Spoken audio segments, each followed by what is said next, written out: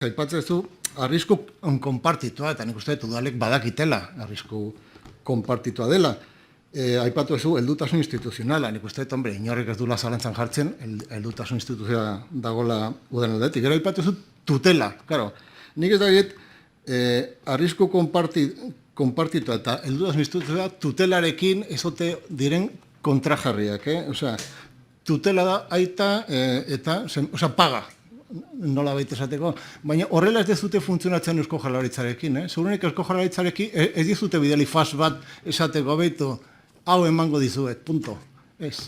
Segurenik Jaurlaritzarekin aritu ziate lantzen eta dekretu batean aipatzen da, Aipatzen da, erakunde arteko lantalde bat eratu da, ez dakit zer, hain zuzen ere, Jaurlaritzari egin beharreko ekarpenen zenbatekoa eta egutegia berrikusteko.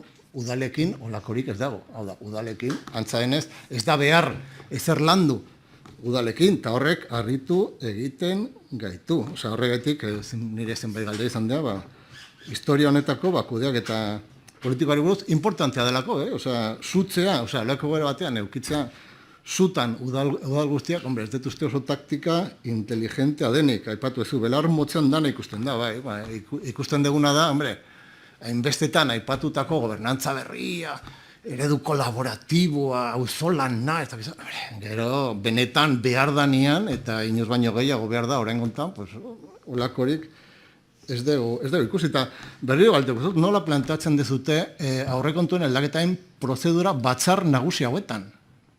Berez, aurrekontua, badakizute, batzar nagusien ardura dela, hemen onartu zian, beraz, hombre, balizko aldaketa baten aurrean, batez ere baldin bada, hain porzentai altukoa, agian, hombre, ondo egongo litzateke batzar nagusiekin kontatzean. Naiz eta laugarren foru dekretu arauarekin behar hori legalki ezabatuta utzi dezute erabat. Osea, lehendabizi udalekin eta gero batzar nagusiekin.